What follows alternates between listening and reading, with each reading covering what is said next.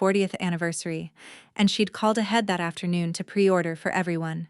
The food arrived like a parade. A ribeye for Harper, who is 8. A ribeye for Brody, who is 5 and eats mostly beige food.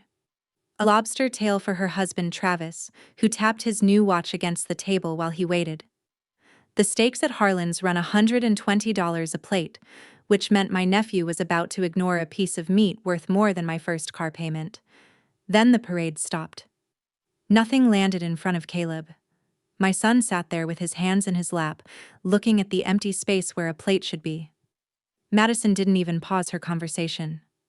"Oh, we didn't order for your son," she said, and slid the breadbasket toward him like she was doing us a favor. "The kids' menu here is sad. Trust me." My mother studied her wine.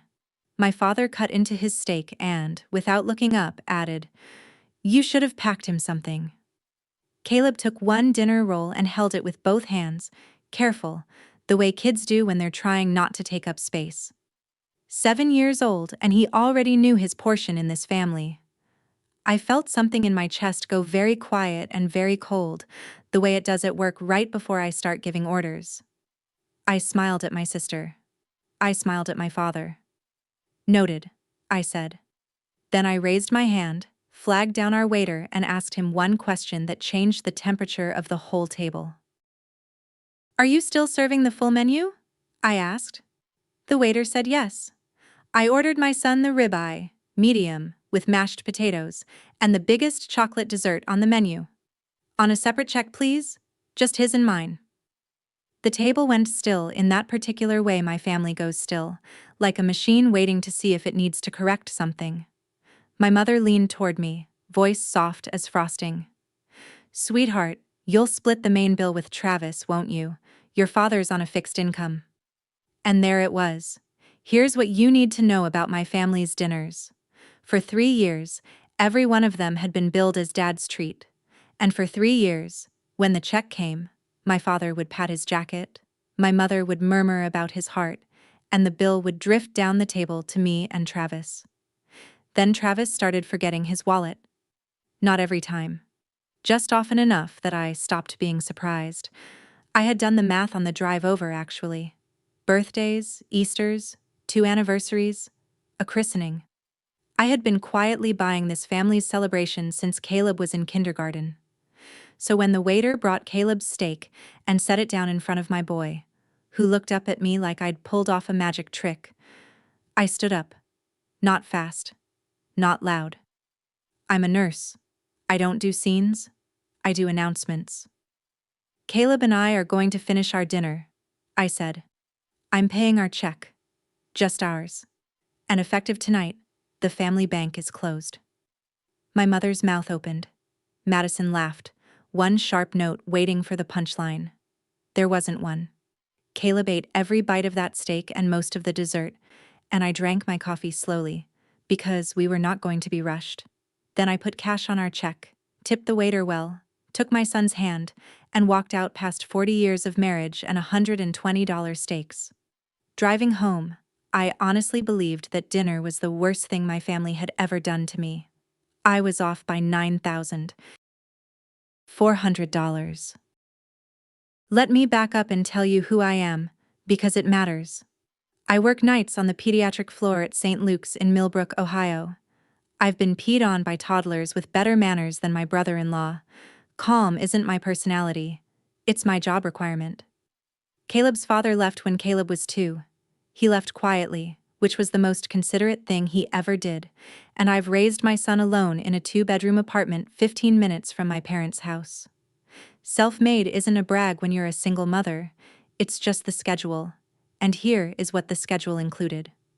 4 years ago, my father had bypass surgery. I slept in a hospital chair for a week, and when he came home, I started sending my parents $400 a month for his medications. Nobody asked me to stop, so it never stopped. 3 years ago, in a hospital hallway, my mother pressed a pen into my hand and asked me to co-sign Madison's SUV, $38,000. "It's only a formality, Sophie. Madison will pay every cent." And for 2 years, Madison actually did. I want to be clear about something, because I know how this sounds. I was not a doormat. I said no to plenty. I said no to a timeshare, no to Travis's business idea, no to a loan for a hot tub, and every no cost me a week of my mother's wounded silence and a month of the family phone tree. I paid the $400 because it was cheaper than the alternative, and the alternative was watching Caleb get frozen out of Christmas. I thought I knew exactly what my family cost me. It turned out I only knew the visible line items. Now, let me tell you what I wanted, because this story is really about a house.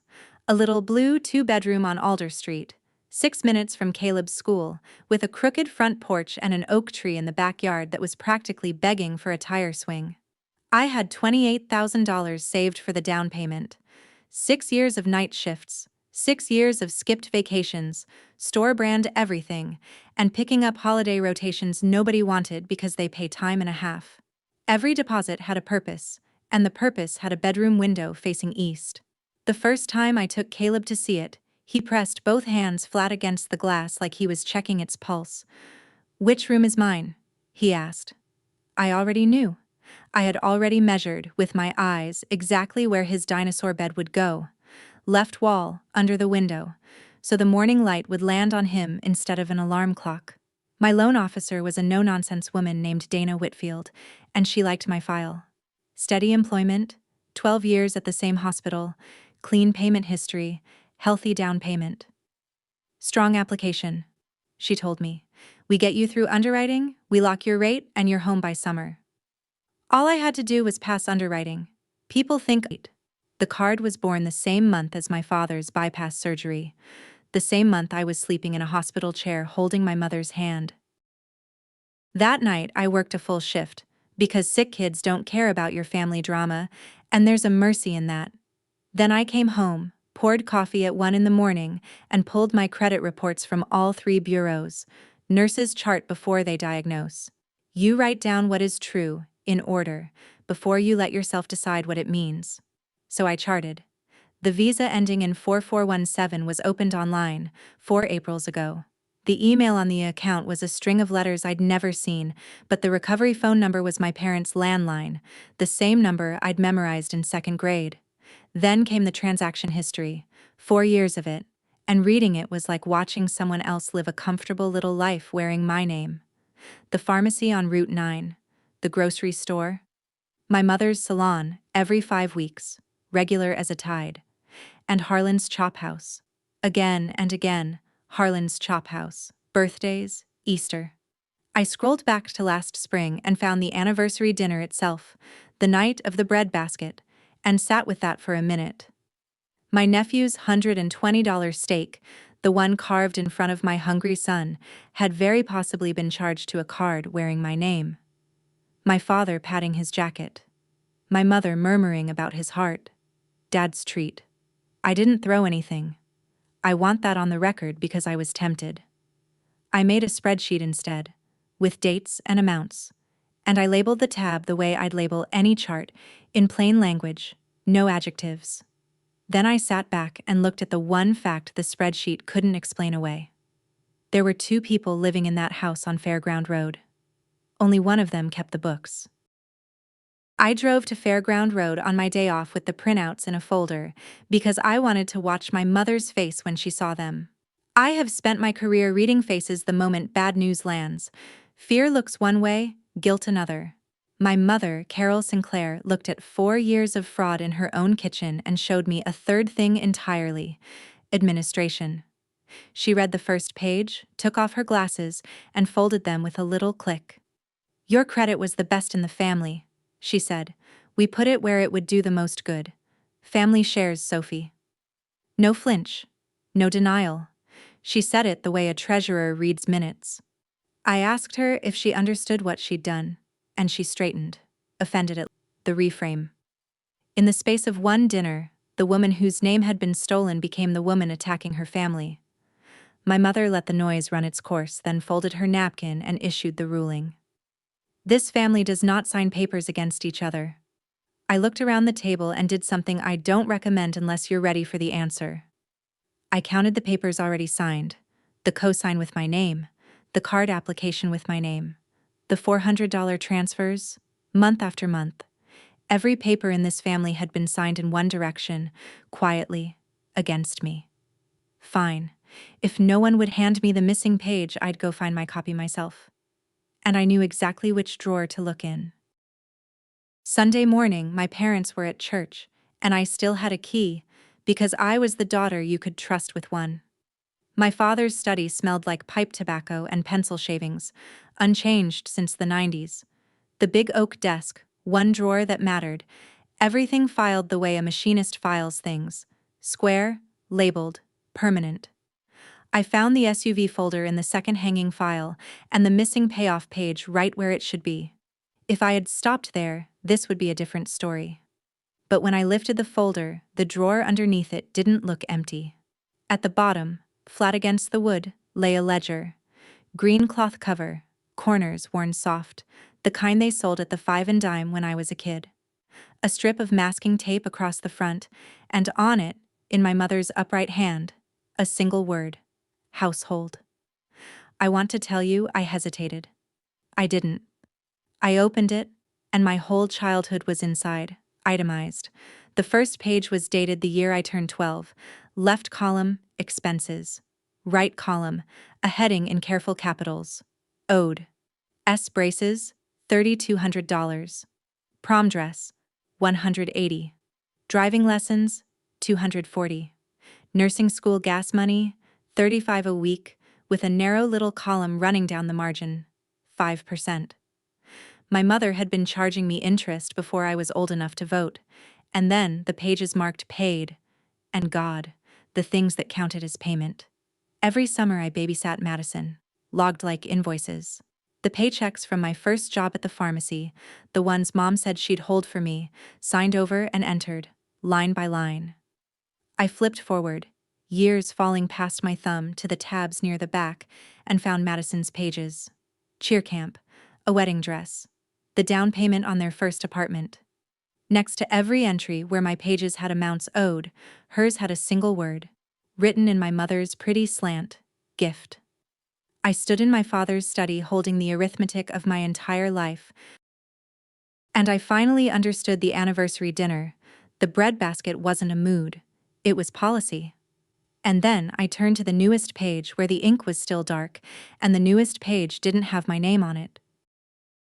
The heading on the newest page was a single initial. C. It started last year. School shoes, $62. The sneakers my mother gave Caleb in September, the ones he wore to bed the first night because he loved them too much to take off. Birthday bicycle, $180. The red bike from Grandma and Grandpa. Streamers on the handlebars, how it starts. I put down the laundry and sat on the edge of the bed, and I said each word slowly because I was laying bricks. Nobody pays to sit at my table, not you, not anyone. You did nothing, and you owe nothing, and none of this is yours to carry. He studied me with that lie detector face kids have. Then he nodded, tucked the stegosaurus under his chin, and was asleep in 4 minutes. The way children sleep when someone else agrees to hold the heavy thing. I stood in the doorway a long time, watching him breathe. I had already decided to go to the birthday dinner. Not to perform, and not to fight. To finish it properly, face to face, the way you close a chart before you leave a shift. And so that someday, when Caleb asked how it ended, I could tell him his mother walked out the front door, not the back. I laid out my good blue dress. I put the affidavit in my purse. And I practiced one short sentence in the mirror. Harlan's Chop House, Saturday night. The long table by the fireplace. My mother reserved the exact same table, and I honestly don't know if it was a message or if she simply cannot imagine the world rearranged. But this time, everything was different, and the differences were the tell. A chair was already set for Caleb, with a booster the hostess mentioned had been requested in advance. A kid's menu waited on his plate, crayons fanned beside it like a peace treaty. Madison greeted us at a temperature I hadn't felt from her since high school. "We ordered the ribeye for Caleb," she sang. "Medium." "That's right, isn't it?" It was right.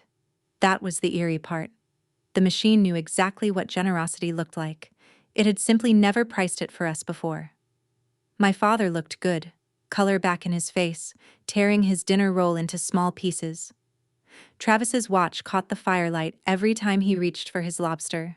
A new band since the ER, if I wasn't mistaken. On a truck loan 90 days past due. Nobody mentioned the bank. Nobody mentioned the dispute. The conversation stayed on Harper's school and Brody's tooth, and my mother watched me down the length of that table the whole meal, pleasant and unblinking, a treasurer confirming a deposit had cleared. I ate.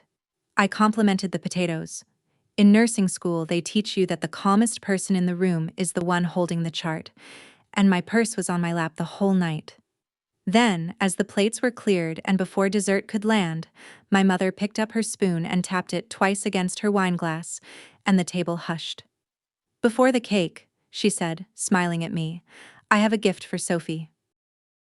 The envelope was cream-colored, heavy stock, tied with a thin gold ribbon, and for one split second the child in me, the one who still hoped, thought, maybe it's an apology, maybe it's a check. Maybe 40 years of arithmetic ends in a card with flowers on it. I untied the ribbon. Inside was a single typed page, and across the top, in bold capitals, it said, "Family Repayment Plan." I'm going to tell you exactly what it said, because I've read it many times since. Item 1. Sophie withdraws the bank dispute within 48 hours. Item 2. Sophie assumes the Visa balance as a family matter, handled privately. Item 3. Sophie resumes monthly support, adjusted from $400 to $500 for cost of living. Item 4. And this is the one I want you to sit with. In exchange, Caleb receives full family access. Holidays, birthdays, grandparents. My son's grandparents, offered back to me at a rate increase, in exchange for my signature. There was a line at the bottom for that signature, with the date already filled in. My mother's handwriting on the date. Of course, the machine does not apologize, it issues terms. My mother folded her hands and addressed, "The blue house is yours to close on." I sat down on my kitchen floor with the phone against my ear and let myself feel it, all of it, for exactly 1 minute. Detective Marsh called that same week to confirm the report was in the system and told me what I'd already made peace with. Cases like this, inside families, almost always resolve in a restitution agreement, quietly, through lawyers. "No handcuffs," he said. "Paperwork." "Good," I told him. "Some victories are paperwork. Those are the ones that hold." The second call was the one I didn't expect. Madison. No preamble, no tears, and for the first time in years, no performance. Her voice low and flat, like someone reading a lab result. "Mom says that since you've abandoned this family, I should start paying my share now." She used those words. My share. A pause. "Sophie, did you really see a book?" And I realized my sister was standing at the top of the same chute I'd just climbed out of, hearing the first click of the machine turning toward her. "You'll see it eventually," I said. "Your pages start with the word gift. They don't end with it." I wasn't cruel about it, and I didn't rescue her either. She wouldn't have believed me anyway. Not yet. I just told the truth and hung up. 3 weeks later, a woman from the title office handed me 2 keys on a paper ring. Moving day was small and loud and perfect. Ruth carried boxes of books like a woman half her age and bossed everyone within range. Tanya came straight off a night shift with 2 nurses from our floor, and they wrestled my secondhand sofa through the blue front door sideways, laughing, while I stood on my own porch and let them. That sentence took me 34 years to learn to write. I let them. Caleb's dinosaur bed went against the left wall of his room, under the east window, exactly where I'd measured with my eyes months before, and the morning light landed on it like it had read the plan. My family's silence held all summer, formal as a treaty. The restitution agreement was worked out through a lawyer, quietly, the balance settling back where it had always belonged. I signed nothing except my own mortgage, which I read twice, every page, out of new habit. But I'll tell you about the $20, because it's the part I didn't see coming. My father came by on moving day. He stayed 20 minutes, never past the front hallway, hands in his pockets, looking at the house the way he looks at engines, approving of the bones. On his way out, he stopped in front of Caleb and pressed something into his hand, folded into quarters, the way men of his generation pass money, a $20 bill. And then my father, who had watched a green ledger swallow both his daughter's childhoods and said nothing for decades, leaned down to my son's ear and gave him the only inheritance that mattered. "Don't tell Grandma," he said, "and don't write it down." Caleb, who understood none of it and somehow all of it, solemnly shook his grandfather's hand. That page of the ledger ends there, unbalanced, unbilled, free. These days, Saturday mornings belong to a diner 4 blocks from the Blue House, a place with vinyl booths and a waitress named Dot, who calls everyone baby. Caleb orders first. That's not an accident. That's the house rule. He gets the triple stack of pancakes with extra whipped cream, and nobody at the table asks whether he's earned it, and nobody slides him a bread basket, and nobody writes anything down. I didn't pack him anything. He ordered first. Last Saturday, in the middle of the pancakes, my phone buzzed. "Madison. Hey, things are tight. Could I borrow?" I didn't read the rest. And I want you to notice what I didn't feel. No anger, no satisfaction, no old tug behind the ribs. Just a familiar diagnosis walking through a familiar door. I typed one line back. "No, but if you ever want out, I know the way." Then I turned the phone face down next to the syrup, which is where phones belong on Saturdays. Maybe she'll take me up on it someday. The machine is still running over on Fairground Road. Machines like that don't stop. They just restaff. But its oldest account is closed, and its newest one ends with a boy who will never know his shoes had a price tag in a green book. The check came to $23.40. I tipped like a woman who used to wait for permission. And then my son and I walked home, 4 blocks uphill, to a house that has never once billed us for the light. Here is the one thing I know now that I didn't know at that anniversary dinner. Love that keeps a ledger was never love. It was a loan, and the bravest thing you can do is close the book, pay for your own pancakes, and teach your child that a seat at the table is a birthright, not a bill. That's my story. 1 breadbasket, 1 green ledger, 1 signature that gave me back my name. If this reminded you to pull your credit report or to stop paying rent on a seat at somebody's table, take it as your sign. Do it this week. Share this with the one person you know who always covers the check. Drop a comment, hit subscribe, and I'll see you in the next one.